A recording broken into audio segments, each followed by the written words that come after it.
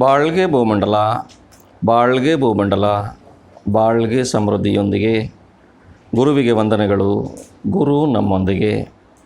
ದೈವಿಕ ಮಹಾಶಕ್ತಿಯು ದೇಹದಲ್ಲೂ ಪ್ರಾಣದಲ್ಲೂ ಅಲೆಯಾಗಿ ಹರಿದು ತುಂಬಿ ದೇಹವೂ ಪ್ರಾಣವೂ ಪರಿಶುದ್ಧವಾಗಲಿ, ಹಿರಿಮೆಯನ್ನು ಹೊಂದಲಿ. ಬಾಳ್ಗೆ ಭೂಮಂಡಲ, ಬಾಳ್ಗೆ ಭೂಮಂಡಲ, ಬಾಳ್ಗೆ ಸಮೃದ್ಧಿಯೊಂದಿಗೆ.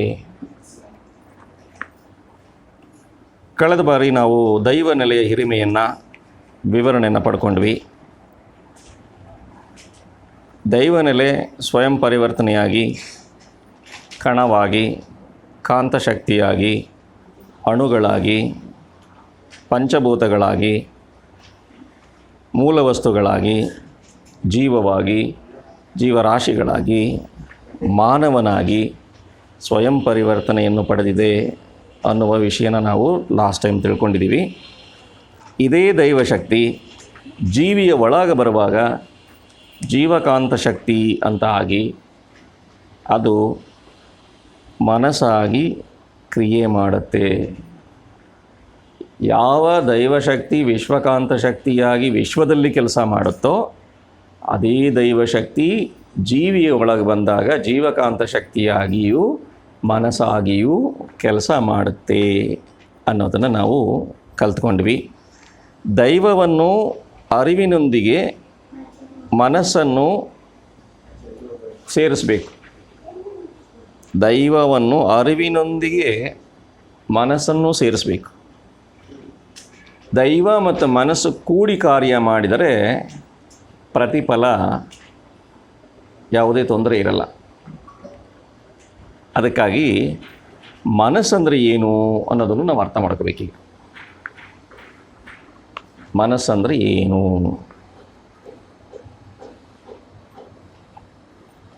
ಪಂಚಭೂತಗಳು ಸೇರಿ ಈ ಶರೀರವಾಗಿದೆ. ಈ ಮುಖದಲ್ಲಿ ಈ ಎದುರುಗಡೆ ಕಾಣುವಂಥ ದೇಹ ಇದೆಯಲ್ಲ, ಶರೀರ, ಇದು ಪಂಚಭೂತಗಳಿಂದ ಆಗಿರೋದು. ಈ ಕಾಣ್ತಾ ಇರೋದು. ಈ ಶರೀರಕ್ಕೆ ಭೌತಿಕ ಶರೀರ ಅಂತ ಕರೀತಾರೆ. ಭೌತಿಕ ಶರೀರ, ಫಿಸಿಕಲ್ ಬಾಡಿ. ಇದು ಜೀವಕೋಶಗಳಿಂದ ರಚನೆ ಆಗಿದೆ. ಜೀವಕೋಶಗಳಿಂದ ರಚನೆ ಆಗಿದೆ. ಇದು ಒಂದು ಶರೀರ. ಇದರೊಳಗೆ ಹೋದರೆ ಪಂಚಭೂತಗಳಿಂದ ಬರುವ ಅಣುಗಳಿಂದ ಒಂದು ಶರೀರವಾಗಿದೆ. ಅಣುಗಳ ಚಲನೆ, ಅಣುಗಳ ಪರಿಚಲನೆ ಅಂತ. ಸೊ ಅಣುಗಳ ಚಲನೆಯಿಂದ ಉಂಟಾಗುವಂಥ ಶರೀರಕ್ಕೆ ಸೂಕ್ಷ್ಮ ಶರೀರ ಅಂತ ಕರೀತಾರೆ. ಎರಡನೇ ಶರೀರ. ಈ ಅಣುಗಳು ವೇಗವಾಗಿ ಸುತ್ತುವಾಗ ಶರೀರದ ಒಳಗಿರುವ ಬಯಲಿದೆಯಲ್ಲ, ಅದಕ್ಕೆ ಘರ್ಷಣೆ ಉಂಟಾಗಿ ಕಾಂತಶಕ್ತಿ ಆಗುತ್ತೆ. ಸೊ ಆ ಕಾಂತಶಕ್ತಿಯ ಪರಿಚಲನೆ ಇದೆಯಲ್ಲ, ಅದಕ್ಕೆ ಹೆಸರು ಕಾರಣ ಶರೀರ ಅಂತ, ಕಾಂತ ಶರೀರ ಅಂತೇಳಿ. ಸೊ ಒಟ್ಟು ನಮಗೆ 3 ಶರೀರಗಳಿದೆ. ಒಂದು ಭೌತಿಕ ಶರೀರ, ಕಣ್ಣಿಗೆ ಕಾಣೋದು, ಪಂಚಭೂತಗಳಿಂದ ಆಗಿರೋದು. ಎರಡನೇದು ಸೂಕ್ಷ್ಮ ಶರೀರ, ಅಣುಗಳಿಂದ ಆಗಿರೋದು. ಮೂರನೇದು ಕಾಂತ ಶರೀರ ಅಥವಾ ಕಾರಣ ಶರೀರ, ಕಾಂತಶಕ್ತಿಯಿಂದ ಆಗಿರೋದು. ಈ ಕಾಂತಶಕ್ತಿಯನ್ನು ಜೀವಕಾಂತ ಶಕ್ತಿ ಅಂತ ನೀವು ಅರ್ಥ ಮಾಡ್ಕೋಬೇಕು. ಈ ಜೀವಕಾಂತ ಶಕ್ತಿ ಪಂಚಭೂತಗಳಲ್ಲಿ ಕಾಂತಶಕ್ತಿ ಅಂತಿರುತ್ತೆ. ಪಂಚಭೂತಗಳಲ್ಲಿರುವಾಗಲೇ ತನ್ಮಾತ್ರೆಯಾಗಿ ಬದಲಾವಣೆ ಆಗುತ್ತೆ. ಒತ್ತಡವಾಗಿ, ಶಬ್ದವಾಗಿ, ಬೆಳಕಾಗಿ, ರುಚಿಯಾಗಿ, ಸ್ಪರ್ಶವಾಗಿ 5 ತನ್ಮಾತ್ರೆಗಳಾಗಿ ಬದಲಾವಣೆ ಆಗುತ್ತೆ. ಅದೇ ರೀತಿ ಜೀವಕಾಂತ ಶಕ್ತಿ ಜೀವಿಯಲ್ಲಿ ಇರುವಾಗಲೂ 5 ತನ್ಮಾತ್ರೆಗಳಾಗಿ ಬದಲಾವಣೆ ಆಗುತ್ತೆ. ಏನೇನಾಗಿ? ಒತ್ತಡವಾಗಿ, ಶಬ್ದವಾಗಿ, ಬೆಳಕಾಗಿ, ರುಚಿಯಾಗಿ, ಸ್ಪರ್ಶವಾಗಿ 5 ಭಾಗವಾಗಿ ಪರಿವರ್ತನೆ ಆಗುತ್ತೆ. ಅದೇ ಕಾಂತಶಕ್ತಿ 6ನೇ ಭಾಗವಾಗಿ ಮನಸ್ಸಾಗಿ ಪರಿವರ್ತನೆ ಆಗುತ್ತೆ. ದೈವಶಕ್ತಿ ವಿಶ್ವಕಾಂತ ಶಕ್ತಿಯಾಗಿ 5 ಪರಿವರ್ತನೆಗಳಾಗತ್ತೆ. ಅದೇ ವಿಶ್ವಕಾಂತ ಶಕ್ತಿ ಜೀವಕಾಂತ ಶಕ್ತಿ ಆಗಿರುವಾಗ 6 ಪರಿವರ್ತನೆ ಆಗುತ್ತೆ. ಆ 6ನೇ ಪರಿವರ್ತನೆ ಯಾವುದು? ಮನಸ್ಸು. ಸೊ ಮನಸ್ಸು ಅಂದರೆ ನೇರ ದೈವಶಕ್ತಿಯ ಪರಿವರ್ತನೆಯ ಪರಿಣಾಮ. ದೈವಶಕ್ತಿನೇ ಜೀವಕಾಂತ ಶಕ್ತಿಯಾಗಿ ಮನಸ್ಸಾಗಿದೆ. ಸೊ ಮನಸ್ಸು ಅನ್ನೋದು ದೈವಶಕ್ತಿ.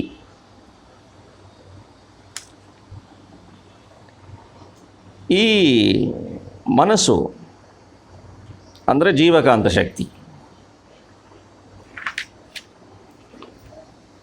ಏನು ಕೆಲಸ ಮಾಡುತ್ತೆ ಬಾಡಿನಲ್ಲಿ ಅನ್ನುವಾಗ, ವಿಶ್ವದಲ್ಲಿ ವಿಶ್ವಕಾಂತ ಶಕ್ತಿ ಇದೆಯಲ್ಲ, ಅದನ್ನು ಸ್ವಲ್ಪ ನೆನೆಸ್ಕೊಳ್ಳೋಣ. ವಿಶ್ವದಲ್ಲಿ ಹೊರಗಡೆ ವಿಶ್ವಕಾಂತ ಶಕ್ತಿ ಇದೆ. ಈ ಹೊರಗಡೆ ಇರುವ ವಿಶ್ವಕಾಂತ ಶಕ್ತಿನೂ ಸುತ್ತುತ್ತಾ ಇದೆ. ಉದಾಹರಣೆಗೆ ಭೂಮಿಯಲ್ಲಿ ವಿಶ್ವಕಾಂತ ಶಕ್ತಿ ಇದೆ. ಈ ವಿಶ್ವಕಾಂತ ಶಕ್ತಿ ಸುತ್ತುತ್ತಾ ಇದೆ ಭೂಮಿಯಲ್ಲಿ ವಿಶ್ವಕಾಂತ ಶಕ್ತಿ ಸುತ್ತುವಾಗ ಒಂದು ಕೇಂದ್ರವನ್ನು ಉಂಟು ಮಾಡಿಕೊಳ್ಳುತ್ತೆ. ಆ ಭೂಮಿಯ ಮಧ್ಯಭಾಗದಲ್ಲಿ ಉಂಟಾಗುವ ವಿಶ್ವಕಾಂತ ಶಕ್ತಿಯ ಕೇಂದ್ರಕ್ಕೆ ಗುರುತ್ವಾಕರ್ಷಣ ಶಕ್ತಿಯ ಕೇಂದ್ರ ಅಂತ ಕರೀತಾರೆ. ಗ್ರಾವಿಟೇಷನ್, ಗುರುತ್ವಾಕರ್ಷಣ ಸೆಂಟರ್, ಗುರುತ್ವಾಕರ್ಷಣ ಶಕ್ತಿಯ ಕೇಂದ್ರ ಅಂತ ಕರೀತಾರೆ. ಎಲ್ಲಿ? ಹೊರಗಡೆ ವಸ್ತುಗಳಲ್ಲಿ. ಅದೇ ವಿಶ್ವಕಾಂತ ಶಕ್ತಿ ಜೀವಿಗಳೊಳಗೆ ಬಂದಾಗ ಜೀವಕಾಂತ ಶಕ್ತಿಯಾಗಿ ಮನಸ್ಸಾಗಿ ದೇಹ ಪೂರ್ತಿ ಚಲಿಸುವಾಗಲೂ ಒಂದು ಕೇಂದ್ರವನ್ನು ಉಂಟು ಮಾಡಿಕೊಳ್ಳುತ್ತೆ. ಆ ಕೇಂದ್ರದಲ್ಲಿ ದಟ್ಟವಾದ ಕಾಂತಶಕ್ತಿ ಇರುತ್ತೆ. ಆ ಕೇಂದ್ರಕ್ಕೆ ಹೆಸರು ತಳಿ ಕೇಂದ್ರ. ಸೊ ಮನಸ್ಸಂದರೆ ಅರ್ಥ ಆಯಿತು, ಅದರ ಕೇಂದ್ರ ತಳಿ ಕೇಂದ್ರ ಅನ್ನೋದು ನಮಗೆ ಅರ್ಥ ಆಗಬೇಕು. ಮುಂದೆ ನಮಗೆ ಇದೆಲ್ಲ ಬೇಕು. ತಳಿ ಕೇಂದ್ರದಲ್ಲಿ ಏನು ನಡೆಯುತ್ತದೆ, ಮನಸ್ಸಿನಲ್ಲಿ ಏನು ನಡೆಯುತ್ತೆ ಅನ್ನೋದೆಲ್ಲ ನಾವು ಅರ್ಥ ಮಾಡ್ಕೋಬೇಕು. ಅದಕ್ಕಾಗಿ ಮಹರ್ಷಿ ಪ್ರತಿಯೊಂದು ವಿಷಯನೂ ಸರಳವಾಗಿ ಅರ್ಥ ಮಾಡಿಸ್ತಾ ಹೋಗ್ತಾರೆ. ಸೊ ಜೀವಕಾಂತ ಶಕ್ತಿಯ ಕೇಂದ್ರ ಅಂದರೆ ತಳಿ ಕೇಂದ್ರ. ಇಲ್ಲಿ ಜೀವಕಾಂತ ಶಕ್ತಿ ಏನೇನು ಮಾಡುತ್ತಪ್ಪ ಅಂದರೆ, ಅದು ಹೇಗೆ ಬರುತ್ತೆ, ಹೇಗೆ ಉಳಿಯುತ್ತೆ, ಹೇಗೆ ಖರ್ಚಾಗತ್ತೆ, ಹೇಗೆ ಉಪಯೋಗ ಕೊಡುತ್ತೆ ಅನ್ನೋದನ್ನು ಅರ್ಥ ಮಾಡ್ಕೋಬೇಕು. 4 ಕೆಲಸ ಜೀವಕಾಂತ ಶಕ್ತಿದು. ಒಂದು, ಉತ್ಪತ್ತಿ. ದೇಹದಲ್ಲಿ ಜೀವಕಾಂತ ಶಕ್ತಿ ಉತ್ಪತ್ತಿ ಆಗತ್ತೆ. ಎಲ್ಲಿ ಸಂಗ್ರಹ ಆಗತ್ತೆ? ತಳಿ ಕೇಂದ್ರದಲ್ಲಿ ಸಂಗ್ರಹ ಆಗತ್ತೆ. ಎಲ್ಲಿ ಖರ್ಚಾಗತ್ತೆ? ಇಂದ್ರಿಯಗಳಲ್ಲಿ ಖರ್ಚಾಗತ್ತೆ. ಖರ್ಚಾಗಿ ಏನಾಗತ್ತೆ? ಸುಖವನ್ನು, ದುಃಖವನ್ನು, ಅನುಭೋಗವನ್ನು, ಆನಂದವನ್ನು ಕೊಡುತ್ತೆ. ಅದು ಉಪಯೋಗ. ಸೊ ಈ ರೀತಿ ಜೀವಕಾಂತ ಶಕ್ತಿ ಮನಸ್ಸಿನ ಮೂಲಕ ಖರ್ಚಾಗತ್ತೆ. ಬರುತ್ತೆ, ಆದಾಯ, ತಳಿ ಕೇಂದ್ರದಲ್ಲಿ ನಿಲ್ಲುತ್ತೆ, ಸಂಗ್ರಹ, ಸ್ಟೋರ್ ಆಗುತ್ತೆ. ಅದೇ ಜೀವಕಾಂತ ಶಕ್ತಿ ಮತ್ತೆ ಮನಸ್ಸಾಗಿ ಮೇಲೆ ಬಂದು ಇಂದ್ರಿಯಗಳಲ್ಲಿ ಹೊರಗಡೆ ಹೋಗುವಾಗ ಖರ್ಚಾಗತ್ತೆ. ಅಲ್ಲಿ ಅನುಭವಿಸುವಾಗ ಉಪಯೋಗವನ್ನು ಪಡ್ಕೊಳ್ತೀವಿ. ಸೊ ಈ ರೀತಿ ಜೀವಕಾಂತ ಶಕ್ತಿ 4 ಸ್ಥಿತಿಗಳಲ್ಲಿ ಕೆಲಸ ಮಾಡಿಬಿಡುತ್ತೆ ದೇಹದಲ್ಲಿ.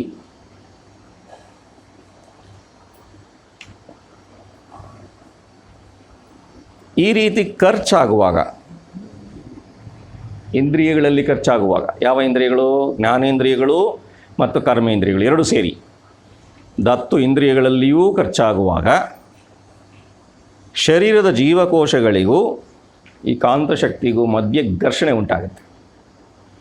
ವೇಗವಾಗಿ ಸುತ್ತುತ್ತಾ ಇರತ್ತಲ್ಲ, ಖರ್ಚಾಗೋದೊಂದು ಸ್ಪೀಡಾಗಿ ಈಚೆಗೆ ಬರಬೇಕಲ್ಲ. ಆ ಬರುವಾಗ ಶರೀರದ ಜೀವಕೋಶಗಳಿಗೂ ಕಾಂತಶಕ್ತಿ ಒಳಗಡೆ ಇದೆಯಲ್ಲ ಶಕ್ತಿ ಈಚೆಗೆ ಬರಬೇಕಲ್ಲ, ಅದಕ್ಕೂ ಘರ್ಷಣೆ ಉಂಟಾಗುತ್ತೆ. ಆ ಘರ್ಷಣೆ ಉಂಟಾದ ಪರಿಣಾಮವಾಗಿ ಸುಖ, ದುಃಖ, ನಲಿವು, ನೆಮ್ಮದಿ ಇವುಗಳು ಬರ್ತವೆ.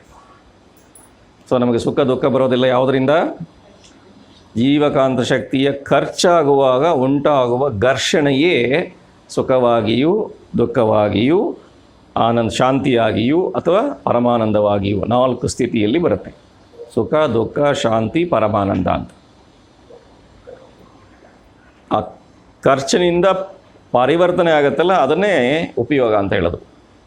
ಸೊ ಸುಖವಾಗಿದ್ದೀವಿ ಅಂದ್ರೆ ಅರ್ಥ ಜೀವಕಾಂತ ಶಕ್ತಿ ಖರ್ಚಾಗಿದೆ, ನಮಗೆ ಪರಿಣಾಮ ಉಪಯೋಗ ಬಂದಿರೋದು ಸುಖವಾಗಿ. ಕೆಲವು ಸಾರಿ ಜೀವಕಾಂತ ಶಕ್ತಿ ಖರ್ಚಾಗಿ ಘರ್ಷಣೆ ಜಾಸ್ತಿ ಆದರೆ ದುಃಖವಾಗಿ, ಜೀವಕಾಂತ ಶಕ್ತಿ ಖರ್ಚಾದ್ರೂ ಘರ್ಷಣೆ ಆಗದೇ ಇದ್ದರೆ ಶಾಂತಿಯಾಗಿ, ಜೀವಕಾಂತ ಶಕ್ತಿ ಬಯಲಲ್ಲಿ ಒಂದಾಗಿದ್ದರೆ ಪರಮಾನಂದವಾಗಿ. ಈ 4 ಸ್ಥಿತಿಯನ್ನು ಪಡೆಯೋದಕ್ಕೆ ಜೀವಕಾಂತ ಶಕ್ತಿಯ ಕ್ರಿಯೆನೇ ಕಾರಣ ಅನ್ನೋದು ನಮಗೆ ಅರ್ಥ ಆಗಬೇಕು.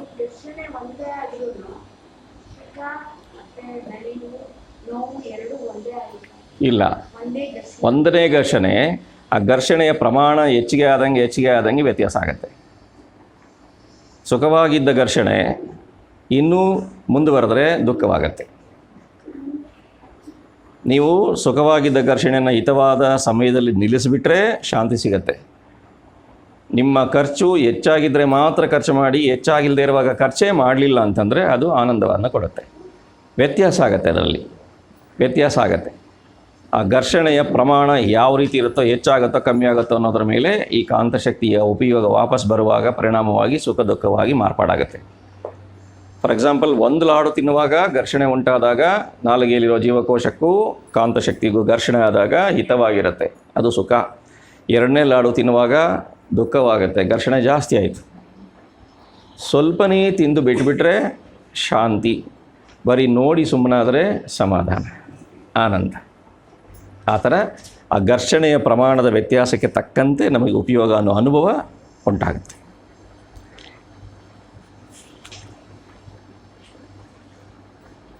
ಈ ಜೀವಕಾಂತ ಶಕ್ತಿ ದೇಹದಲ್ಲಿ ಎಲ್ಲ ಅಂಗಗಳನ್ನು ಸೇರಿಸ್ಕೊಂಡು ಅಥವಾ ಸಂಪರ್ಕ ಮಾಡಿಕೊಂಡು ಕಾರ್ಯ ಮಾಡುವಾಗ ಒಂದು ಮಾಯಾ ವಸ್ತುವಾಗಿರುತ್ತೆ, ಕಾಣಿಸಲ್ಲ.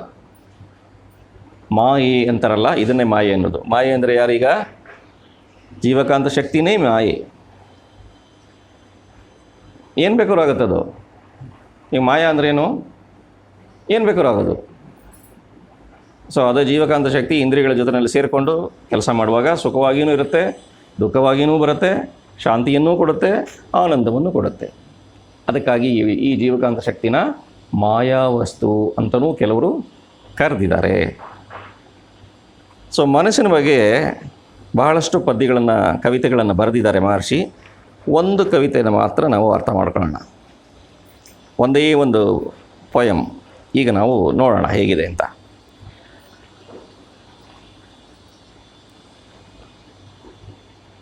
ಭಾವನೆ ಜೀವಕಾಂತ ಶಕ್ತಿಯಲ್ಲಿ ಏಳುವ ಅಲೆಯ ಸ್ಥಿತಿ. ಭಾವನೆಯಲ್ಲಿ ನೆಲೆ ನಿಂತ ವಸ್ತು ದೈವ ಸತ್ಯವನ್ನು ಅರಿಯೋಣ. ಭಾವನೆಯೊಂದಿಗೆ ಮಾತು, ಕ್ರಿಯೆ ಈ ಮೂರೂ ಅಲೆಗಳನ್ನು ಕುಗ್ಗಿಸಿ, ಸಂಕುಚಿಸಿ, ಸಂಗ್ರಹಿಸಿ ಇಡುವ ಕಾಂತಶಕ್ತಿಯೇ ಭಾವಿಸಿ ನೋಡು ಸ್ವಯಂ ಒತ್ತಿಕ್ಕಿಕೊಳ್ಳುವ, ಸುತ್ತುವರಿದು ಒತ್ತಡ ಕೊಡುವ ಶಕ್ತಿಯೇ ಎಲ್ಲೆಲ್ಲೂ ತುಂಬಿರುವ ಕಾಂತಶಕ್ತಿಗೆ, ಎಲ್ಲೆಲ್ಲೂ ತುಂಬಿರುವ ಕಾಂತಶಕ್ತಿಗೆ ಸಂಗ್ರಹ ಸ್ಥಿತಿ ದೈವವಾಗಿದೆ. ಭಾವಿಸುವಾಗ ಶಕ್ತಿ ಕಣದ ಸುತ್ತು ತಿರುಗುವಿಕೆಯ ಕ್ರಿಯಾಸ್ಥಿತಿ ಕಾಂತಶಕ್ತಿಯೇ ಇರುವಿಕೆ, ಕ್ರಿಯೆ ಎರಡೂ ಆಗಿ ಎಲ್ಲೆಲ್ಲೂ ತುಂಬಿರುವುದು. ಒಂದು ಕವಿತೆ ಮನಸ್ಸಿನ ಬಗ್ಗೆ. ಭಾವನೆ ಜೀವಕಾಂತ ಶಕ್ತಿ ಸುತ್ತುವಾಗ ಮೇಲೇಳುವ ಒಂದು ಅಲೆ ಮನಸ್ಸಿಗೆ, ಮೆದುಳಲ್ಲಿ ಬಂದಾಗ ಮನಸ್ಸಾಗುತ್ತೆ ಅಂತ ಹೇಳ್ತೀವಲ್ಲ ನಾವು. ಸೊ ಕಾಂತಶಕ್ತಿ ಸುತ್ತುವಾಗ ಅದರಲ್ಲಿ ಉಂಟಾಗುವಂಥ ಒಂದು ಅಲೆ ಮೆದುಳಿಗೆ ಬಂದಾಗ ಭಾವನೆ ಆಗುತ್ತೆ. ಜೀವಕಾಂತ ಶಕ್ತಿಯ ಸುತ್ತುವಿಕೆ ಇಲ್ಲ ಅಂದರೆ, ಅದರಲ್ಲಿ ಅಲೆಗಳು ಬರಲಿಲ್ಲ ಅಂದರೆ ನಮಗೆ ಭಾವನೆಗಳೇ ಬರಲ್ಲ. ಸೊ ಭಾವನೆಗಳು ಅಂದ್ರೇನು? ಜೀವಕಾಂತ ಶಕ್ತಿಯ ಸುತ್ತುವಿಕೆಯಲ್ಲಿ ಉಂಟಾಗುವ ಅಲೆಗಳು. ಭಾವನೆ ಅಂದರೆ ಅಲೆಗಳು ಮೇಲೆ ಬಂದರೆ. ಈ ಭಾವನೆಯಲ್ಲಿ ನೆಲೆ ನಿಂತ ವಸ್ತು ಯಾವುದು ಅಂದರೆ ಸತ್ಯವಸ್ತು. ಈ ಭಾವನೆಯಲ್ಲಿ ನೆಲೆ ನಿಂತ ವಸ್ತು ಸತ್ಯವಸ್ತು. ಜೀವಕಾಂತ ಶಕ್ತಿ ಸತ್ಯವಸ್ತು ತಾನೇ. ಜೀವಕಾಂತ ಶಕ್ತಿ ದೈವಶಕ್ತಿ ಅದು. ಸೊ ಆ ದೈವಶಕ್ತಿ ಸುತ್ತಿದ್ರೆ, ಕ್ರಿಯೆ ಮಾಡಿದ್ರೆ, ಸುತ್ತುವಾಗ ಅಲೆ ಬಂದರೆ, ಅದು ಮೆದುಳಿಗೆ ಹೋದರೆ ಮನಸ್ಸಾಗುತ್ತೆ. ಅದೇ ಜೀವಕಾಂತ ಶಕ್ತಿ. ಭಾವನೆಯೊಂದಿಗೆ ಮಾತು, ಕ್ರಿಯೆ ಈ ಮೂರೂ ಅಲೆಗಳನ್ನು, ಭಾವನೆ ಮತ್ತದು ಮಾತಾಗತ್ತೆ, ಮಾತಿನಿಂದ ಕ್ರಿಯೆ ಉಂಟಾಗತ್ತೆ. ಮಾತು ನುಡಿ, ಕ್ರಿಯೆ ನಡೆ. ಸೊ ನಡೆ, ನುಡಿ, ಭಾವನೆ, ಅಥವಾ ಭಾವನೆ, ನುಡಿ, ನಡೆ ಈ ಮೂರು ಕಾಂತಶಕ್ತಿಯ ಅಲೆಗಳು. ಈ ಮೂರೂ ಕಾಂತಶಕ್ತಿಯ ಅಲೆಗಳೇ. ಈ ಮೂರೂ ಅಲೆಗಳನ್ನು ಕಾಂತಶಕ್ತಿ ಅನ್ನುವ ಮನಸ್ಸು ಏನು ಮಾಡುತ್ತೆ, ಕುಗ್ಗಿಸಿ, ಸಂಕುಚಿಸಿ, ಸಂಗ್ರಹಿಸಿ ಇಡುತ್ತದೆ. ಸೊ ಮನಸ್ಸಿನ ಕೆಲಸ ಏನು? ಭಾವನೆಯಿಂದ ಉಂಟಾಗುವ ಮಾತು, ಮಾತಿನಿಂದ ಉಂಟಾಗುವ ಕ್ರಿಯೆ, ನಡೆ, ಕೆಲಸ, ಈ ಮೂರನ್ನು ಪುನಃ ಕುಗ್ಗಿಸಿ, ಸಂಕುಚಿಸಿ, ಎಷ್ಟು ಚಿಕ್ಕದು ಮಾಡಬೇಕೋ ಒತ್ತಡವನ್ನು ಕೊಟ್ಟು ಅಷ್ಟು ಚಿಕ್ಕದನ್ನಾಗಿ ಮಾಡಿ ಕೊನೆಯಲ್ಲಿ ತಗೊಂಡೋಗಿ ಅಚ್ಚೊತ್ತಾಗಿಸಿ, ಸಂಗ್ರಹಿಸಿ ತಳಿ ಕೇಂದ್ರದಲ್ಲಿ ಇಡೋ ಕೆಲಸ ಮನಸ್ಸಿಂದು. ಮನಸ್ಸು ಅಷ್ಟು ಕೆಲಸ ಮಾಡುತ್ತೆ. ಭಾವಿಸಿ ನೋಡು, ಯೋಚನೆ ಮಾಡಿ. ಸ್ವಯಂ ಒತ್ತಿಕೊಳ್ಳುವ, ಸುತ್ತುವರಿದು ಒತ್ತಡ ಕೊಡುವ ಶಕ್ತಿಯೇ ಎಲ್ಲೆಲ್ಲೂ ತುಂಬಿರುವ ಕಾಂತಶಕ್ತಿ. ಏನು ಮಾಡುತ್ತೆ ಕಾಂತಶಕ್ತಿ ಅಂದರೆ? ನೀವೇ ಯೋಚನೆ ಮಾಡಿ ಅಂತಾರೆ ಮಹರ್ಷಿ. ಯೋಚನೆ ಮಾಡಿ ನೋಡಿದ್ರೆ ಗೊತ್ತಾಗತ್ತೆ. ಈ ಕಾಂತಶಕ್ತಿ ಎಲ್ಲ ಕಡೆ ತುಂಬಿಕೊಂಡು ಒತ್ತಡವನ್ನು ಕೊಟ್ಟು ಕುಗ್ಗಿಸಿ ಸಂಕೋಚಿಸುವಂತೆ ಮಾಡುತ್ತೆ. ದೊಡ್ಡದಾಗಿರೋದನ್ನು ಚಿಕ್ಕದಾಗಿ ಮಾಡುತ್ತೆ. ಯಾವುದು? ಕಾಂತಶಕ್ತಿ. ಚಿಕ್ಕದಾಗಿರೋದನ್ನು ವಿಸ್ತಾರ ಮಾಡಿ ದೊಡ್ಡದಾಗಿ ಮಾಡುತ್ತೆ. ಯಾವುದು? ಕಾಂತಶಕ್ತಿ. ಅಷ್ಟು ಶಕ್ತಿ ಕಾಂತಶಕ್ತಿ ಇದೆ. ನೀನೇ ಯೋಚನೆ ಮಾಡಿ ನೋಡು ಅಂತ ಹೇಳ್ತಾರೆ. ಎಲ್ಲೆಲ್ಲೂ ತುಂಬಿರುವ ಕಾಂತಶಕ್ತಿಗೆ ಸಂಗ್ರಹ ಶಕ್ತಿ ದೈವವಾಗಿದೆ. ಎಲ್ಲೆಲ್ಲೂ ತುಂಬಿರುವ ಕಾಂತಶಕ್ತಿ, ವಿಶ್ವದಲ್ಲಿ ವಿಶ್ವಕಾಂತಶಕ್ತಿ, ಜೀವಿಯಲ್ಲಿ ಜೀವಕಾಂತಶಕ್ತಿ, ಎಲ್ಲೆಲ್ಲೂ ತುಂಬಿರುವ ಈ ಕಾಂತಶಕ್ತಿಗೆ ಮೂಲ ಶಕ್ತಿ ದೈವಶಕ್ತಿ. ಆ ಕಾಂತಶಕ್ತಿನೇ ಮನಸ್ಸಾಗಿದೆ. ಈ ಕಾಂತಶಕ್ತಿನೇ ಒತ್ತಡವಾಗಿದೆ. ಕಾಂತಶಕ್ತಿನೇ ಕುಗ್ಗಿಸ್ಕೊಳ್ಳುತ್ತೆ. ಕಾಂತಶಕ್ತಿನೇ ಸಂಗ್ರಹ ಮಾಡಿಕೊಳ್ಳುತ್ತೆ. ಇದಕ್ಕೆ ಮೂಲ ಶಕ್ತಿ ದೈವಶಕ್ತಿ. ಹಾಗಾದರೆ ನಮ್ಮ ಮನಸ್ಸು ಈ ಎಲ್ಲ ಕೆಲಸ ಮಾಡುತ್ತೆ ನೋಡಿ. ಮನಸ್ಸು ನಿಮ್ಮನ್ನು ನೋಡುತ್ತೆ, ಇಷ್ಟು ದೊಡ್ಡ ಆಕಾರವನ್ನು ಕುಗ್ಗಿಸುತ್ತೆ, ಚಿಕ್ಕದು ಮಾಡುತ್ತೆ, ಚುಕ್ಕೆ ಮಾಡುತ್ತೆ, ಒಂದು ಅಲೆಯಾಗಿ ಒಳಗಡೆ ತಳಿ ಕೇಂದ್ರದಲ್ಲಿ ಕುಗ್ಗಿಸಿಟ್ಬಿಡುತ್ತೆ, ಸಂಗ್ರಹಿಸಿಟ್ಬಿಡುತ್ತೆ. ಪುನಃ ಕಾಂತಶಕ್ತಿ ಸುತ್ತುವಾಗ ಆ ಕುಗ್ಗಿಸಿ ಸಂಗ್ರಹಿಸಿ ಇಟ್ಟಂಥ ಅಲೆ ಮತ್ತೆ ವಿಸ್ತಾರವಾಗಿ, ಚುಕ್ಕೆಯಾಗಿ, ಚಿತ್ರವಾಗಿ, ನೆನಪಾಗಿ, ಭಾವನೆಯಾಗಿ ಬಂದ್ಬಿಡುತ್ತೆ. ಇದೆಲ್ಲ ಮಾಡ್ತಾ ಇರೋದು ಯಾರು? ಮನಸ್ಸೆಂಬ ದೈವಶಕ್ತಿ. ನಮಗೆ ಅರ್ಥ ಆಗಬೇಕು. ಮನಸ್ಸೆಂಬ ದೈವಶಕ್ತಿಯೇ ಪ್ರತಿಯೊಂದು ಕ್ರಿಯೆಯನ್ನು ಕುಗ್ಗಿಸಿ ಸಂಗ್ರಹಿಸಿ ಇಟ್ಕೊಂಡು ಸಮಯ ಸಂದರ್ಭ ಬಂದಾಗ ವಿಸ್ತರಿಸಿ, ಹಿಗ್ಗಿಸಿ, ಭಾವನೆಯಾಗಿ ಮಾಡಿ ಮತ್ತೆ ಕ್ರಿಯೆಯನ್ನು ಮಾಡಿಸ್ಬಿಡುತ್ತೆ. ಮುಂದೆ ಅದರ ವಿವರಣೆಗೆ ಡಿಸ್ಕಸ್ ಮಾಡೋಣ. ಭಾವಿಸುವಾಗ ಶಕ್ತಿ ಕಣದ ಸುತ್ತು ತಿರುಗುವಿಕೆಯ ಕ್ರಿಯಾಸ್ಥಿತಿ ಕಾಂತಶಕ್ತಿಯ ಇರುವಿಕೆ, ಕ್ರಿಯೆ ಎರಡೂ ಆಗತ್ತೆ. ಶಕ್ತಿ ಕಣ ತಿರುಗುತ್ತಲ್ಲ, ಶಕ್ತಿ ಕಣ ಆ ತಿರುಗುವಾಗ ಕಾಂತಶಕ್ತಿ ಆಗಿಬಿಡುತ್ತೆ. ಈ ಕಾಂತಶಕ್ತಿನೇ ಇರುವಿಕೆಯಾಗತ್ತೆ. ಇರುವಿಕೆ ಅಂದರೆ ರೂಪವನ್ನು ಪಡ್ಕೊಳ್ಳುತ್ತೆ. ತನ್ಮಾತ್ರೆಗಳಾಗಿ, ಪಂಚಭೂತಗಳಾಗಿ ಏನು ಬೇಕಾದ್ರೂ ರೂಪವನ್ನು ಪಡ್ಕೊಳ್ಳುತ್ತೆ. ಪಡ್ಕೊಂಡು ಮತ್ತು ಕ್ರಿಯೆ ಎರಡನ್ನೂ ಮಾಡುತ್ತೆ. ಇರುವಿಕೆ ಅಂದರೆ ದೈವಸ್ಥಿತಿ ಆಗುತ್ತೆ, ಕ್ರಿಯೆ ಅಂದರೆ ಕ್ರಿಯಾಸ್ಥಿತಿ ಆಗುತ್ತೆ. ಕಾಂತಶಕ್ತಿನೇ ದೈವಶಕ್ತಿಯಾಗಿಯೂ ಕೆಲಸ ಮಾಡುತ್ತೆ. ಅದೇ ಕಾಂತಶಕ್ತಿ ಮನೋಶಕ್ತಿಯಾಗಿಯೂ ಕೆಲಸ ಮಾಡುತ್ತೆ. ದೈವಶಕ್ತಿ ಅಂದ್ರೂ, ಕಾಂತಶಕ್ತಿ ಅಂದ್ರೂ, ಮನಸ್ಸು ಅಂದ್ರೂ ಒಂದೇನೇ. ಈ ಥರ ಹಲವಾರು ಕವಿತೆಗಳನ್ನು ಮಹರ್ಷಿ ಬರೆದಿದ್ದಾರೆ. ಒಂದು ಕವಿತೆನ ಅರ್ಥ ಮಾಡ್ಕೊಳ್ಳೋಣ. ಮುಂದೆ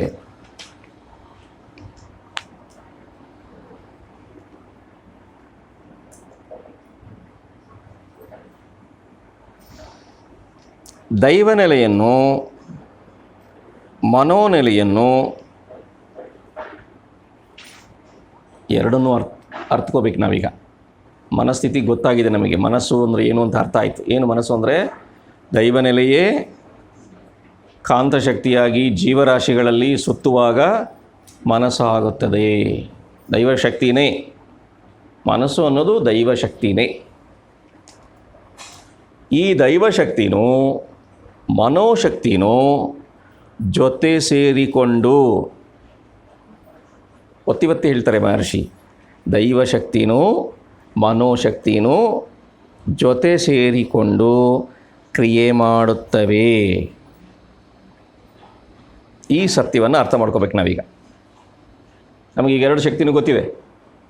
ಎರಡು ಶಕ್ತಿನೂ ನಮಗೆ ಗೊತ್ತಾಯಿತು. ಯಾವ್ಯಾವ ಎರಡು ಶಕ್ತಿ? ದೈವಶಕ್ತಿ ಗೊತ್ತಾಯಿತು, ಮನೋಶಕ್ತಿನೂ ಗೊತ್ತಾಯಿತು. ಎರಡೂ ಒಂದೇ ಅಂತಲೂ ಗೊತ್ತಾಯಿತು. ದೈವಶಕ್ತಿ ಸಮುದ್ರ ಇದ್ದಾಗೆ, ಮನೋಶಕ್ತಿ ಅದರ ಅಲೆ ಇದ್ದಾಗೆ, ಚಿಕ್ಕದು ಸೂಕ್ಷ್ಮ ಭಾಗ ಅಂತಲೂ ಗೊತ್ತಾಯ್ತು ನಮಗೀಗ. ಆದರೆ ಈ ಕ್ರಿಯೆ ನಡೆಯುವಾಗ ಮಾತ್ರ ದೈವಶಕ್ತಿನೂ ಮನೋಶಕ್ತಿ, ದೈವಶಕ್ತಿ ಅಂದರೆ ಹೊರಗಡೆ ಇರುವ ಶಕ್ತಿ, ಮನೋಶಕ್ತಿ ಅಂದರೆ ಒಳಗಡೆ ಇರುವ ಅದೇ ಶಕ್ತಿ, ಇದೆರಡೂ ಜೊತೆ ಸೇರಿನೇ ಕಾರ್ಯ ಮಾಡುತ್ತೆ ಅನ್ನೋದು ಸತ್ಯ. ಹೇಗೆ ಅನ್ನೋದನ್ನು ತಿಳ್ಕೊಬೇಕು ನಾವೀಗ.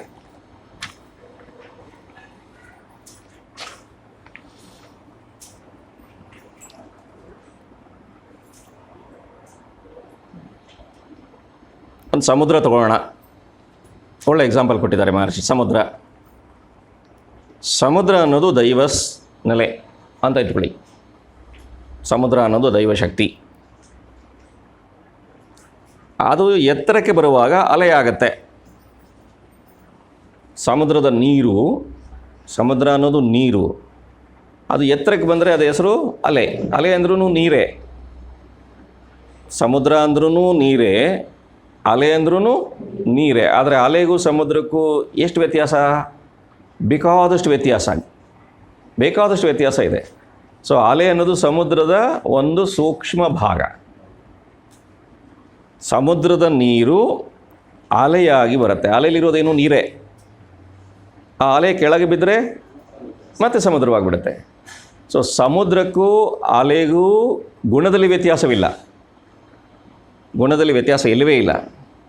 ಗಾತ್ರದಲ್ಲಿ, ಪರಿಣಾಮದಲ್ಲಿ, ಅದರ ತೂಕ ಇದೆಯಲ್ಲ ಅದರಲ್ಲಿದ್ದ ಶಕ್ತಿಯಲ್ಲಿ ತಗೊಂಡಾಗ ಮಾತ್ರನೇ ವ್ಯತ್ಯಾಸ. ಸೊ ಅದೇ ಥರನೇ ಮನಸ್ಸು ಅನ್ನೋದು, ಕಾಂತಶಕ್ತಿ ಅನ್ನೋದು ದೈವನೆಲೆ ಎಂಬ ಸಮುದ್ರದ ಅಲೆ. ಕಾಂತಶಕ್ತಿ ಏನು? ದೈವನೆಲೆ ಅನ್ನೋ ಸಮುದ್ರದಲ್ಲಿ ಮೇಲಿದ್ದ ಶಕ್ತಿಗೆ ಕಾಂತಶಕ್ತಿ ಅಂತ ಹೆಸರು. ಸಮುದ್ರದಲ್ಲಿ ಮೇಲಿದ್ದ ನೀರಿಗೆ ಅಲೆ ಅಂತ ಹೆಸರು. ಹಾಗೆಯೇ ದೈವನೆಲೆ ಅನ್ನೋದು ಒಂದು ಸಮುದ್ರ ಅಂದರೆ ಅದರಲ್ಲಿ ಶಕ್ತಿ ಮೇಲಿದ್ದರೆ ಆ ಭಾಗಕ್ಕೆ ಕಾಂತಶಕ್ತಿ ಅಂತ ಹೆಸರು. ಎರಡೂ ಬೇರೆ ಅಲ್ಲ, ಎರಡು ಒಂದೇ. ದೈವನೆಲೆಯು ಅದರ ಅಲೆಯು ಮಿಶ್ರಿತವಾದ ಸ್ಥಿತಿಯ ಕ್ರಿಯೆಗೆ ಜೀವಕಾಂತ ಶಕ್ತಿ ಅಂತ ಕರೀತಾರೆ. ದೈವಶಕ್ತಿಯು ಅದರ ಅಲೆಯಾದ ಕಾಂತಶಕ್ತಿಯು ಸೇರಿದ್ರೆ ಅದಕ್ಕೆ ಹೆಸರು ಜೀವಕಾಂತ ಶಕ್ತಿ ಅಂತ ಕರೀತಾರೆ. ಈ ಜೀವಕಾಂತ ಶಕ್ತಿ ಕುಗ್ಗಿಸಿಕೊಂಡು ತಳಿ ಕೇಂದ್ರದಲ್ಲಿ ಜಾಗ ಮಾಡಿಕೊಂಡಿದೆ. ಎಲ್ಲಿದೆ? ಯಾರು? ಜೀವಕಾಂತ ಶಕ್ತಿ, ಮನಸ್ಸು. ಸೊ ಜೀವಕಾಂತ ಶಕ್ತಿಯು, ದೈವಶಕ್ತಿಯು ಕುಗ್ಗಿ ತಳಿ ಕೇಂದ್ರದಲ್ಲಿ ಜಾಗ ಮಾಡಿಕೊಂಡಿದೆ. ಈಗ ತಳಿ ಕೇಂದ್ರದಲ್ಲಿ ಇಬ್ಬರಿದ್ದಾರೆ. ಯಾರಿದ್ದಾರೆ? ದೈವಶಕ್ತಿನೂ ಇದೆ, ಜೀವಕಾಂತ ಶಕ್ತಿ ಎಂಬ ಮನಸ್ಸೂ ಇದೆ. ಸೊ ದೈವನೆಲೆ ಮತ್ತು ಮನೋನೆಲೆ ಎರಡೂ ಜಾಗ ಮಾಡ್ಕೊಂಡಿರೋದು ಇಲ್ಲಿ ತಳಿ ಕೇಂದ್ರದಲ್ಲಿ. ಈ ಕಾಂತಾಲೆ ಎಷ್ಟು ಸ್ಪಷ್ಟವಾಗಿ ವಿವರಣೆ ಕೊಡ್ತಾರೆ ನೋಡಿ. ಯಾವ ಕಾಂತಶಕ್ತಿ ತಳಿ ಕೇಂದ್ರದಲ್ಲಿ ದೈವನೆಲೆಯೊಂದಿಗೆ ಜಾಗ ಮಾಡಿಕೊಂಡು ನಮ್ಮ ಶರೀರದಲ್ಲಿ ಕುಳಿತಿದೆಯೋ ಮನಸ್ಸಾಗಿ, ಅದೇ ಕಾಂತಶಕ್ತಿ ಮೇಲೆದ್ದು ಬರುವಾಗ ಶರೀರದಲ್ಲಿ, ಮೇಲೆದ್ದರೆ ಶರೀರದಲ್ಲೆಲ್ಲ ಬರಬೇಕಲ್ಲ, ಶರೀರದಲ್ಲಿ ಬರುವಾಗ ಚರ್ಮದಲ್ಲಿ, ನಾಲಿಗೆಯಲ್ಲಿ, ಮೂಗಲ್ಲಿ, ಕಣ್ಣಲ್ಲಿ, ಕಿವಿಯಲ್ಲಿ, ಮೆದುಳಲ್ಲಿ ಬೇಕಾದಷ್ಟು ಕಡೆ ಬರುತ್ತೆ. ಏನಾಗುತ್ತೆ? ಬಂದು ಒತ್ತಡವಾಗಿ ನೋಡಿ ಏನಾಗುತ್ತೆ ಬಂದು ಚರ್ಮದಲ್ಲಿ ಬಂತು, ಏನಾಯಿತು? ಸ್ಪರ್ಶವಾಗಿ. ನಾಲಿಗೆಯಲ್ಲಿ ಬಂತು, ಏನಾಯಿತು?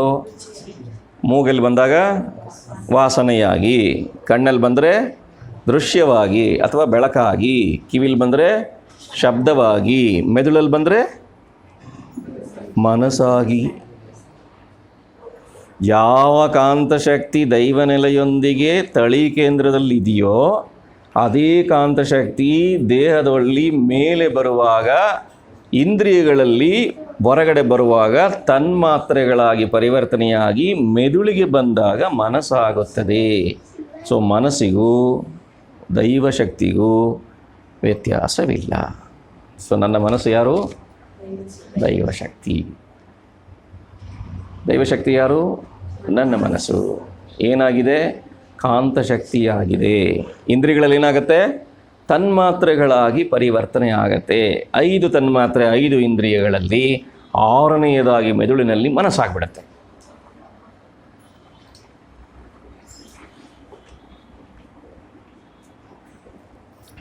ಈ ಜೀವಕಾಂತ ಶಕ್ತಿಗೆ ಮೂಲ ಜೀವಶಕ್ತಿ. ಸ್ವಲ್ಪ ಕಾಯಕಲ್ಪನೂ ನೆನೆಸ್ಕೋಬೇಕೀಗ, ಅದನ್ನು ತರ್ತಾರೆ ಇಲ್ಲಿ ವಿವರಣೆ. ಜೀವಕಾಂತ ಶಕ್ತಿಗೆ ಮೂಲ ಜೀವಶಕ್ತಿ, ಪ್ರಾಣಶಕ್ತಿ. ಪ್ರಾಣಶಕ್ತಿಗೆ ಮೂಲ ವೀರ್ಯಶಕ್ತಿ. ಜೀವಕಾಂತ ಶಕ್ತಿಯನ್ನು ಪ್ರಾಣಶಕ್ತಿ ಹಿಡ್ಕೊಂಡಿದೆ, ಪ್ರಾಣಶಕ್ತಿಯಲ್ಲಿರುವ ಪ್ರಾಣಶಕ್ತಿಯನ್ನು ವೀರ್ಯಶಕ್ತಿ ಹಿಡ್ಕೊಂಡಿದೆ. ಈ ವೀರ್ಯವೇ ಜೀವಕಾಂತ ಶಕ್ತಿಗೆ ಕೇಂದ್ರ. ನಿಮ್ಗೆ ಅರ್ಥ ಆಗಲಿಲ್ಲ ಅನಿಸ್ತದೆ ಮುಖ ನೋಡಿದ್ರೆ. ಎಷ್ಟು ಸರಿ ಕಾಯಕಲ್ಪ ಕೇಳಿದ್ದೀವಿ, ವಿಷಯ ಕೇಳಿದ್ದೀವಿ, ಆದರೂ ನಮ್ಗೆ ಅರ್ಥ ಆಗಲಿಲ್ಲ.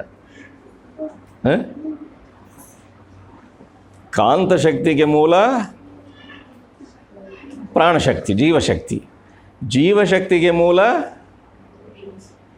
ವೀರ್ಯಶಕ್ತಿ. ಹಾಗಾದರೆ ಕಾಂತಶಕ್ತಿಗೆ ಮೂಲ ವೀರ್ಯಶಕ್ತಿನೇ. ಸೊ ವೀರ್ಯಶಕ್ತಿಯಲ್ಲೇ ಪ್ರಾಣಶಕ್ತಿ ಇದೆ, ಪ್ರಾಣಶಕ್ತಿಯಿಂದಾನೇ ಕಾಂತಶಕ್ತಿ ಬರುತ್ತೆ. ಅಂದರೆ ಕಾಂತಶಕ್ತಿಗೂ ವೀರ್ಯಶಕ್ತಿಗೆ ಮೂಲವಾಗಿ ತಿಳ್ಕೊಬೇಕು ನಾವು. ಕಾಂತಶಕ್ತಿಗೆ ಮೂಲ ವೀರ್ಯಶಕ್ತಿ ಅಂತಲೇ ತಿಳ್ಕೊಬೇಕು. ಹೇಗೆ ಅರ್ಥ ಮಾಡ್ಕೋಬೋದು ಅಂದರೆ, ನೀರಿದೆ, ನೀರು ಗಟ್ಟಿಯಾದರೆ ಐಸ್ ಆಗುತ್ತೆ, ಐಸ್ ಗಟ್ಟಿಯಾದರೆ ಮೋಡ ಆಗುತ್ತೆ. ಈ ಐಸ್ ತುಂಬ ದೊಡ್ಡದಾದರೆ ಮೋಡ ಆಗುತ್ತೆ. ಮೋಡ ಅಂತೀರ ನೀವು ಅದನ್ನು. ಈಗ ನೀರಿಗೆ ಮೂಲ ಯಾರು? ಐಸ್. ಐಸ್ಗೆ ಮೂಲ ಯಾರು? ಮೋಡ. ನೀರಿಗೆ ಮೋಡನೂ ಮೂಲ ತಾನೇ, ಆ ಥರ ನೇರವಾಗಿ. ಸೊ ಮಧ್ಯ ಪ್ರಾಣಶಕ್ತಿಗೂ ಆ ನೀರಿಗೂ ಮೂಲ ಮೋಡ. ಅದೇ ಥರನೇ ವೀರ್ಯಶಕ್ತಿ ಅನ್ನೋದು ಪ್ರಾಣಕ್ಕೂ ಜೀವಕಾಂತ ಶಕ್ತಿಗೂ ಮೂಲ ಶಕ್ತಿ. ನಾವು ಒಂದು ಕ್ರಿಯೆ ಮಾಡಬೇಕಾದ್ರೆ ಏನೆಲ್ಲ ನಡೀತದೆ ಒಳಗಡೆ ಅನ್ನೋದನ್ನು ನಮ್ಗೆ ಅರ್ಥ ಆಗಿಲ್ಲ. ಅದು ಅರ್ಥ ಆಗಲಿ ಅಂತಲೇ ಮಹರ್ಷಿ ಪ್ರತಿಯೊಂದು ಭಾಗನೂ ಪ್ರತಿಯೊಂದು ವಿಷಯನೂ ಇಷ್ಟು ಸರಳವಾಗಿ ಹೇಳ್ತಾ ಹೋಗ್ತಾರೆ. ಸುಮ್ಮನೆ ಕ್ರಿಯೆ ಮಾಡಿಬಿಡಲ್ಲ ನಾವು. ಪ್ರತಿಯೊಬ್ಬ ವ್ಯಕ್ತಿ ಒಂದು ಕ್ರಿಯೆ ಮಾಡಬೇಕಾದ್ರೆ ಇಷ್ಟು ಕೆಲಸ ಆಗಬೇಕು. ಎಲ್ಲಿಂದ ಬರಬೇಕದು? ತಳಿ ಕೇಂದ್ರದಿಂದ. ಅಲ್ಲಿ ಯಾರಿದ್ದಾರೆ? ದೈವನೆಲೆ ಇದೆ, ಮತ್ತು ಮನಸ್ಸಿದೆ. ಮನಸ್ಸಿನಲ್ಲಿ ಅಚ್ಚೊತ್ತುಗಳಿದೆ. ಸೊ ದೈವನೆಲೆ ಸಮಯ ಸಂದರ್ಭಕ್ಕೆ ತಕ್ಕಂತೆ ಮನಸ್ಸಿನಲ್ಲಿರುವ ಅಚ್ಚೊತ್ತುಗಳನ್ನು ಕಾಂತಶಕ್ತಿಯ ಜೊತೆಯಲ್ಲಿ ಸೇರಿಸಿ ವೇಗವಾಗಿ ಸುತ್ತುವಂತೆ ಮಾಡಿ ಮೆದುಳಿಗೆ ಕಳಿಸಿ ಭಾವನೆಯಾಗಿ ಮಾಡಿ ಮಾತಾಗಿ ಕನ್ವರ್ಟ್ ಮಾಡಿಸಿ ಕ್ರಿಯೆಯಾಗಿ ಮಾಡಿಸಿ ಫಲವನ್ನು ತಿನ್ನಂಗೆ ಮಾಡುತ್ತೆ. ಯಾರು? ದೈವನೆಲೆ. ನಾವೇನಂತೀವಿ? ಅವರಿಂದ ಮಾಡಿದ್ವಿ, ಇವರಿಂದ ಮಾಡಿದ್ವಿ, ನಾನು ಮಾಡಿದ ಕಾರಣ ಇವರು ಅಂತ ಬೈಕಂತಿರ್ತಾ ಇದ್ದೀವಿ. ನಾವು ಮಾಡೋ ಎಲ್ಲ ಕ್ರಿಯೆಗಳಿಗೆ ಯಾರೂ ಕಾರಣ ಅಲ್ಲ. ನಮ್ಮೊಳಗಿರುವ ದೈವಶಕ್ತಿ ಮತ್ತು ಮನೋಶಕ್ತಿ, ಈ ಎರಡೇ ಕಾರಣ.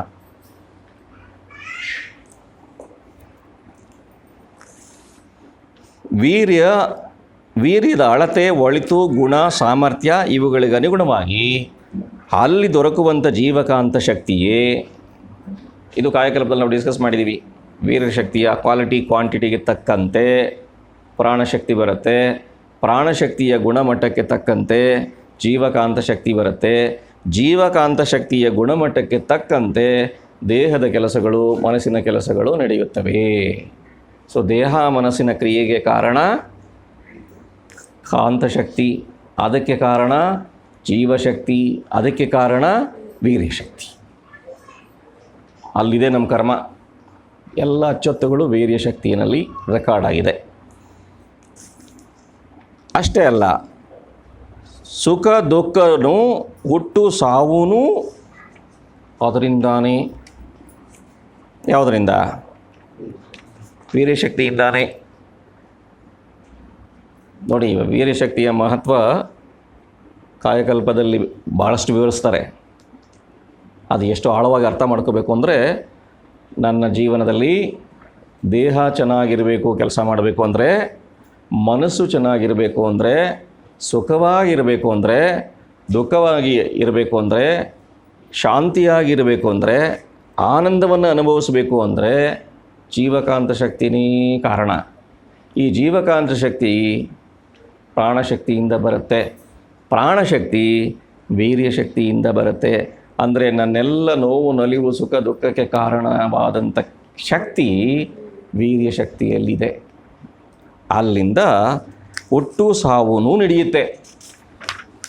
ವೀರ್ಯಶಕ್ತಿಯಿಂದನೇ ಹುಟ್ಟು, ಅದರಿಂದನೇ ಸಾವು, ಅದರಿಂದನೇ ನನ್ನ ದೇಹದ ಕ್ರಿಯೆಗಳು, ಅದರಿಂದನೇ ನನ್ನ ಮನಸ್ಸಿನ ಕ್ರಿಯೆಗಳು, ಅದರಿಂದನೇ ಸುಖ, ದುಃಖ, ಶಾಂತಿ, ಆನಂದ ಎಲ್ಲವನ್ನು ಪಡೆಯೋದು ಎಲ್ಲಿಂದ? ವೀರ್ಯಶಕ್ತಿಯಿಂದ. ವೀರ್ಯಶಕ್ತಿಯ ಮೇಲೇ ಇಷ್ಟೊಂದು ಪ್ರಭಾವ ಇದೆ. ಇದು ಜನಗಳಿಗೆ ಅರ್ಥ ಆಗಬೇಕು ಅನ್ನೋದು ಮಹರ್ಷಿ ಆಸೆ. ವೀರ್ಯಶಕ್ತಿಯ ಮಹತ್ವ ಜನಗಳಿಗೆ ಅರ್ಥ ಆಗಬೇಕು. ತನ್ನ ನೋವು, ನಲಿವು, ಕ್ರಿಯೆ, ಶಾಂತಿ, ಸಮಾಧಾನಕ್ಕೆ ಎಲ್ಲಿಂದ ಬರುತ್ತೆ ಶಕ್ತಿ ಅನ್ನೋದು ಅರ್ಥ ಮಾಡ್ಕೊಳ್ಳಿ ಅಂತಾರೆ.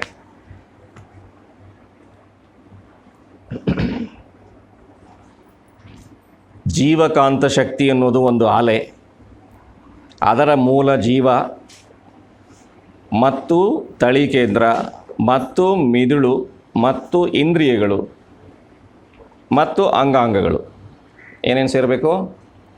ಜೀವಕಾಂತ ಶಕ್ತಿ, ಜೀವಶಕ್ತಿ, ತಳಿಕೇಂದ್ರ, ಮೆದುಳು, ಇಂದ್ರಿಯಗಳು, ಉಳಿದ ಎಲ್ಲ ಅಂಗಾಂಗಗಳು ಸೇರಿ ಕ್ರಿಯೆ ಮಾಡ್ತದಲ್ಲ, ಒಟ್ಟಾಗಿ ಈ ದೇಹ ಕ್ರಿಯೆ ಮಾಡುತ್ತಲ್ಲ, ಆ ಕ್ರಿಯೆಗೆ ಹೆಸರು ಮನಸ್ಸು. ಮನಸ್ಸು ಏನೇನು ಮಾಡ್ತದೀಗ? ತಳಿಕೇಂದ್ರದಲ್ಲಿರುತ್ತೆ, ಅಲ್ಲಿಂದ ಜೀವಕಾಂತ ಶಕ್ತಿನ ಮೇಲೆ ಎಬ್ಬಿಸ್ಕೊಂಡು ಬರುತ್ತೆ, ಅಲ್ಲಿಂದ ಎಲ್ಲ ಇಂದ್ರಿಯಗಳ ಜೊತೆಯಲ್ಲಿ ಮೂವ್ ಆಗುತ್ತೆ, ಮೆದುಳಿಗೆ ಹೋಗುತ್ತೆ, ಮನಸ್ಸಾಗುತ್ತೆ, ಪಂಚೇಂದ್ರಿಯಗಳಲ್ಲಿ ಹೊರಗಡೆ ಹೋಗುತ್ತೆ, ಕರ್ಮೇಂದ್ರಿಯಗಳಲ್ಲಿ ಕ್ರಿಯೆ ಮಾಡುತ್ತೆ, ಮತ್ತು ಎಲ್ಲ ಅನುಭವಗಳನ್ನು ತಂದು ಅಚ್ಚೊತ್ತು ಮಾಡಿಕೊಂಡು ತಳಿಕೇಂದ್ರದಲ್ಲಿ ಸಂಗ್ರಹವಾಗಿ ಇಟ್ಕೊಂಡ್ಬಿಡುತ್ತೆ. ಅಂದರೆ ಇಡೀ ಶರೀರದಲ್ಲಿ ನಡೆಯುವ ಎಲ್ಲ ಕ್ರಿಯೆಗಳ ಒಕ್ಕೂಟಕ್ಕೆ ಮನಸ್ಸು ಅಂತ ಕರೀತಾರೆ. ಇನ್ನೊಂದು ಹೊಸ ಡೆಫಿನೇಷನ್ ಮಹರ್ಷಿ ಕೊಟ್ಟಿರೋದು.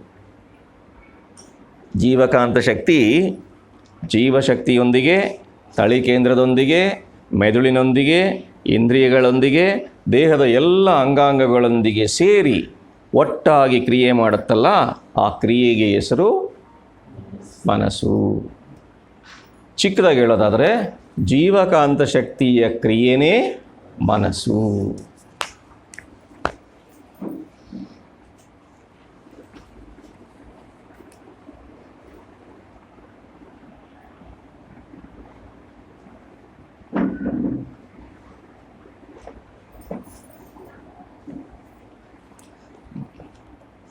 ಸೊ ಎರಡು ವಿಷಯನ ಅರ್ಥ ಮಾಡ್ಕೊಂಡ್ವಿ. ಒಂದು ದೈವನೆಲೆ, ಎರಡನೇದು ಮನಸ್ಸು. ದೈವನೆಲೆಯನ್ನು, ಮನಸ್ಸನ್ನು ಚೆನ್ನಾಗಿ ಅರ್ಥ ಮಾಡಿಕೊಂಡಂಥ ನಾವು ಈ ಅರಿವಿನಲ್ಲಿ ದೈವನೆಲೆ ಅಂದರೆ ಏನು, ಮನಸ್ಸು ಅಂದರೆ ಏನು ಅಂತ ತಿಳ್ಕೊಂಡಿದ್ದೀವಲ್ಲ, ಈ ಅರಿವಿನಲ್ಲಿ ಕಾರ್ಯಪರಿಣಾಮ ತತ್ವವನ್ನು ತಿಳ್ಕೊಳ್ಳೋಣ. ಸೊ ಕಾರ್ಯಪರಿಣಾಮ ತಿಳ್ಕೊಳ್ಳೋಕ್ಕೆ ಅರಿವು ಬರಬೇಕು ಮೊದಲು. ಯಾವ ಅರಿವು? ದೈವನೆಲೆಯ ಅರಿವು ಮತ್ತು ಮನೋನೆಲೆಯ ಅರಿವು ಮತ್ತು ದೈವಕ್ಕೂ ಮನಸ್ಸಿಗೂ ಏನು ಸಂಬಂಧ ಅನ್ನುವ ಅರಿವಿನ ನೆಲೆಯಲ್ಲಿ ಇನ್ನು ಮುಂದೆ ನಡೆಯುವ ಕಾರ್ಯಪರಿಣಾಮ ತತ್ವನ ಅರ್ಥ ಮಾಡಿಕೊಳ್ಳೋಣ. ಏನು ಅದರ ಲಾಭ ನೋಡಿ, ಎಷ್ಟು ಚೆನ್ನಾಗಿದೆ ಕಾರ್ಯಪರಿಣಾಮ ತತ್ವದ ಲಾಭ. ಮಾನವನಿಗೆ ಜೀವನದ ಉದ್ದೇಶವನ್ನು ಈಡೇರಿಸುತ್ತೆ. ಏನು ಜೀವನದ ಉದ್ದೇಶ? ಏನು ಜೀವನದ ಉದ್ದೇಶ? ಪರಿಪೂರ್ಣತೆಯನ್ನು ಪಡಿಬೇಕು. ಆಮೇಲೆ ಅಷ್ಟೇನಾ? ಹ್ಞೂ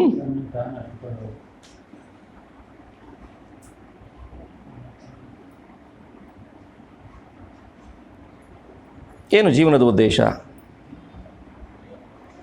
ಎಷ್ಟೊಂದು ಕೇಳಿದ್ದೀರಾ? ಎಷ್ಟೊಂದು ಸಾರಿ ನಾವು ನೆನೆಸ್ಕೊಂಡಿದ್ದೀವಿ ಜೀವನದ ಉದ್ದೇಶ? ತನ್ನನ್ನು, ಪ್ರಕೃತಿಯನ್ನು, ದೈವವನ್ನು ಅರಿತು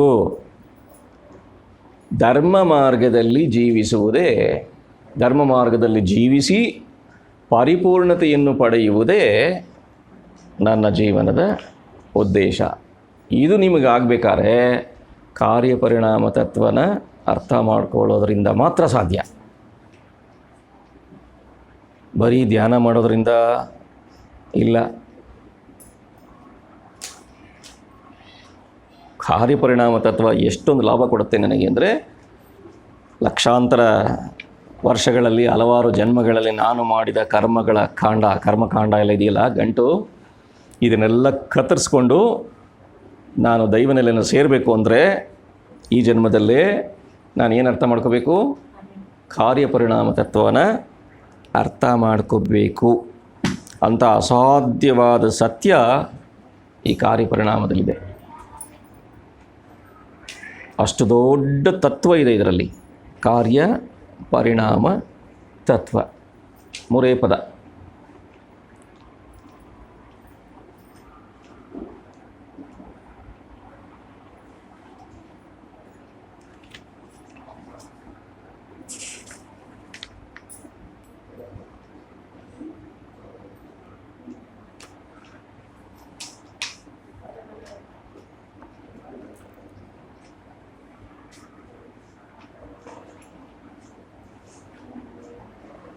ಪ್ರಕೃತಿಯ ಅಂದರೆ ದೈವನೆಲೆಯ ಸ್ವಯಂ ಪರಿವರ್ತನೆಯ ಪರಿಣಾಮವಾಗಿಯೇ ಎಲ್ಲ ವಸ್ತುಗಳು, ವ್ಯಕ್ತಿಗಳು ಬಂದಿದ್ದಾರೆ.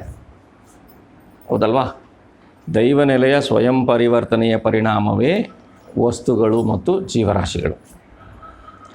ಅದರಲ್ಲಿ ಮಾನವನ ಶಕ್ತಿ ಅಂದರೆ ಏನಪ್ಪ ಅಂದರೆ, ಎಲ್ಲ ಜೀವರಾಶಿಗಳು ಪ್ರಕೃತಿಯಲ್ಲಿ ಏನು ಸಿಗುತ್ತೋ ಅದನ್ನು ಉಪಯೋಗಿಸ್ಕೊಂಡು ಸಂತೋಷವಾಗಿ ಜೀವನ ಮಾಡ್ತಾ ಇವೆ.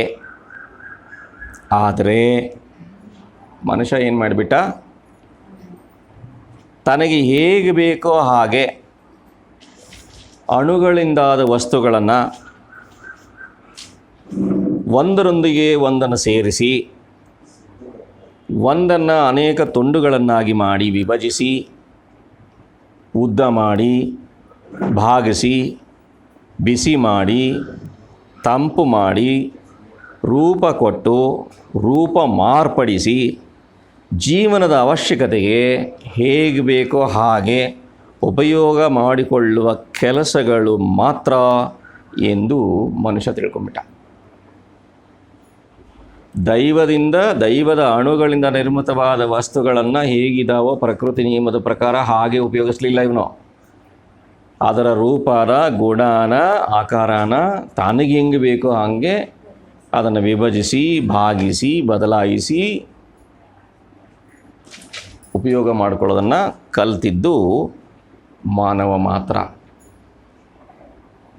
ಉಳಿದ ಜೀವರಾಶಿಗಳು ಪ್ರಕೃತಿನಲ್ಲಿ ಏನು ಸಿಗುತ್ತೋ ಅದನ್ನು ಹಾಗೆಯೇ ಸ್ವೀಕರಿಸಿ ಜೀವನ ಮಾಡ್ತಾ ಇದ್ದಾವೆ. ಅದಕ್ಕೆ ಅವುಗಳಿಗೆ ನೋವು, ನಲಿವು, ಕಷ್ಟ, ಸುಖ ಇಲ್ಲ. ಅದು ಜೀವನ ಶೈಲಿ. ಪ್ರಕೃತಿಗೆ ಹೊಂದಿಕೊಂಡು ಜೀವನ ಮಾಡ್ತಾ ಇದ್ದಾವೆ. ಮಾನವ ಮಾತ್ರನೇ ಪ್ರಕೃತಿ ನಿರ್ಮಿತವಾದ ಅಣುಗಳಿಂದ ಕೂಡಿದ ವಸ್ತುಗಳನ್ನು, ವ್ಯಕ್ತಿಗಳನ್ನು ತನಗೆ ಹೆಂಗೆ ಬೇಕೋ ಹಂಗೆ ಬದಲಾಯಿಸ್ಕೊಂಡು ಜೀವನ ಮಾಡೋಕ್ಕೆ ಶುರು ಮಾಡಿದ್ರಿಂದಾನೇ ಮನುಷ್ಯನಿಗೆ ಕಷ್ಟ, ಸುಖ ಇವೆಲ್ಲ ಬಂದುಬಿಟ್ಟು. ಆದರೆ ಮಣ್ಣು, ನೀರು, ಪಂಚಭೂತಗಳು, ಲೋಹಗಳು, ಗಾಳಿ, ಮಳೆಗಳು, ಬೀಜಗಳು ಇದ್ಯಾವುದೂ ಮನುಷ್ಯ ಮಾಡಲೇ ಇಲ್ಲ. ಪಂಚಭೂತಗಳನ್ನ ಅವನು ಮಾಡಲಿಲ್ಲ. 5 ಭೂತಗಳನ್ನು ಯಾರೂ ಅವನ ಕೈಲಿ ಮಾಡೋಕ್ಕಾಗಲೇ ಇಲ್ಲ. ಅಣುಗಳಿಂದ ಉಂಟಾದ ಎಲ್ಲ ವಸ್ತುಗಳನ್ನು ಬೇರೆ ಬೇರೆ ಮಾಡೋದನ್ನು ಕಲ್ತನೆ ಹೊರತು ಉತ್ಪತ್ತಿ ಮಾಡೋಕ್ಕೆ ಇವನಿಗೆ ಬರಲ್ಲ. ಇಂಥ ಒಂದು ಮಾನವ ಶಕ್ತಿ ಪ್ರಕೃತಿ ನಿಯಮನ ವಿರುದ್ಧವಾಗಿ ಮಾಡಿದ್ರಿಂದ ಮನುಷ್ಯನಿಗೆ ಯಾಕೆ ಕಷ್ಟ ಬಂತು ಅಂತೇಳಿ ಎಷ್ಟೊಂದು ಯೋಚನೆ ಮಾಡಿದ್ದಾರೆ ನೋಡಿ ಮಹರ್ಷಿ. ಸತ್ಯ ಕಂಡಿಡಿತಾ ಹೋಗ್ತಾರೆ. ಮನಸ್ಸಿನ ಕ್ರಿಯೆ ದೈವನೆಲೆಯಿಂದನೇ ಮನಸ್ಸಾಗಿ ಬಂದಿರೋದು. ದೈವನೆಲೆಯೇ ಮನಸ್ಸಿನ ಕ್ರಿಯೆಯನ್ನು ಕೊಟ್ಟಿರೋದು ಮನುಷ್ಯನಿಗೆ. ದೈವಶಕ್ತಿಯೇ ಮನೋಶಕ್ತಿಯಾಗಿ ಜೀವಕಾಂತ ಶಕ್ತಿಯಾಗಿ ನನ್ನಲ್ಲಿರೋದು. ಇದನ್ನು ಮರೆತಂಥ ಮನುಷ್ಯ ತಾನೇ ಒಂದು ಎಲ್ಲೆಯನ್ನು ಕಟ್ಟಿಕೊಂಡು ಪ್ರಕೃತಿ ನಿಯಮಕ್ಕೆ ವಿರುದ್ಧವಾಗಿ ಕಾರ್ಯ ಮಾಡಿದ್ರಿಂದ ಯಾವ ಕಾಲದಲ್ಲೂ, ಯಾವ ಜಾಗದಲ್ಲೂ, ಯಾವ ವಸ್ತುವಿನಲ್ಲೂ, ಯಾವ ಜೀವಿಯಲ್ಲೂ ದೈಹಿಕ ಮಾನಸಿಕ ಶಕ್ತಿಗಳನ್ನು ಪ್ರಕೃತಿಗೆ ವಿರುದ್ಧವಾಗಿ ಕ್ರಿಯೆ ಮಾಡಿದ್ರಿಂದ ಮಾನವನ ಬಾಳಲ್ಲಿ ತೊಂದರೆಗಳು, ಕಷ್ಟಗಳು ಉಂಟಾದವು.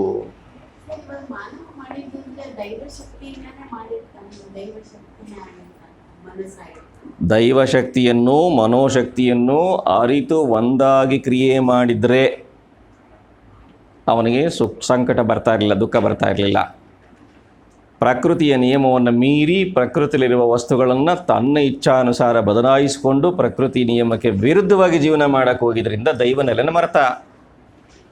ಅದರಿಂದಾಗಿ ಬಂದ ಪರಿಣಾಮನೇ ಕಷ್ಟಗಳು, ಸಂಕಟಗಳು. ಏನು ಮಾಡಬೇಕೀಗ ಅಂದರೆ ಬೇರೆ ದಾರಿ ಇಲ್ಲ. ಪ್ರಕೃತಿಯ ನಿಯಮವನ್ನು ಅರಿತು, ಕಾರ್ಯ ಪರಿಣಾಮ ನಿಯಮವನ್ನು ಅರಿತು, ಪ್ರಕೃತಿಯೊಂದಿಗೆ ವಿರೋಧವನ್ನು ಕಟ್ಟಿಕೊಳ್ಳದೆ ಪ್ರಕೃತಿಯ ಶಕ್ತಿಗೆ, ದೈವಶಕ್ತಿಗೆ ಶರಣಾಗಿ ಅದಕ್ಕೆ ಹೊಂದಿಕೊಂಡು ಬಾಳುವುದೇ ದೈವಾರಾಧನೆ. ಪೂಜೆ ಮಾಡೋದು ಅಂದರೆ ಏನು? ದೇವಸ್ಥಾನಕ್ಕೆ ಹೋಗಿ ಬರೋದಲ್ಲ. ದೇವರು ಅಂದರೆ ಪ್ರಕೃತಿ. ಪ್ರಕೃತಿನ ಅರ್ಥಕೊಂಡು, ಪ್ರಕೃತಿ ನಿಯಮವನ್ನು ಅರ್ಥಕೊಂಡು, ಪ್ರಕೃತಿ ನಿಯಮಕ್ಕೆ ಹೊಂದಿಕೊಂಡು ಪ್ರಕೃತಿ ಶಕ್ತಿಗೆ ಶರಣಾಗಿ ಜೀವಿಸಿದರೆ ಅದೇ ದೇವರ ಪೂಜೆ ಅನ್ನುವಲ್ಲಿಗೆ ಇವತ್ತಿನ ವಿವರಣೆಯನ್ನು ನಿಲ್ಲಿಸ್ಕೊಳ್ಳೋಣ. ಮುಂದೆ ಇನ್ನು ಹೇಗೆಲ್ಲ ಮನುಷ್ಯ ಕಷ್ಟಕ್ಕೊಳಗಾಗ್ತಾನೆ, ಹೇಗೆಲ್ಲ ಪ್ರಕೃತಿ ನಿಯಮವನ್ನು ಅಲಕ್ಷ್ಯ ಮಾಡಿ ತೊಂದರೆ ಪಡ್ತಾನೆ, ಹೇಗೆಲ್ಲ ಅದನ್ನು ಒಳ್ಳೆಯದು ಮಾಡಿಕೊಂಡು ಚೆನ್ನಾಗಿ ನಾವು ಬದುಕ್ಬೋದು, ಬಾಳ್ಬೋದು ಅನ್ನೋದನ್ನು ಹಲವಾರು ಎಕ್ಸಾಂಪಲ್ಗಳೊಂದಿಗೆ ನಾವು ಚರ್ಚೆ ಮಾಡೋಣ. ಬಾಳ್ಗೆ ಭೂಮಂಡಲ, ಬಾಳ್ಗೆ ಭೂಮಂಡಲ, ಬಾಳ್ಗೆ ಭೂಮಂಡಲ, ಬಾಳ್ಗೆ ಸಮೃದ್ಧಿಯೊಂದಿಗೆ ದೈವಿಕ ಮಹಾಶಕ್ತಿಯು ನಿಮಗೂ ನಿಮ್ಮ ಕುಟುಂಬಕ್ಕೂ ದೇಹ ಆರೋಗ್ಯ, ದೀರ್ಘಾಯಸ್ಸು, ಸಾಕಷ್ಟು ಐಶ್ವರ್ಯ, ಉನ್ನತ ಕೀರ್ತಿ, ಸತ್ಯಜ್ಞಾನವನ್ನು ನೀಡಲಿ. ಬಾಳ್ಗೆ ಭೂಮಂಡಲ, ಬಾಳ್ಗೆ ಭೂಮಂಡಲ, ಬಾಳ್ಗೆ ಸಮೃದ್ಧಿಯೊಂದಿಗೆ. Thank you very much. ಧನ್ಯವಾದಗಳು.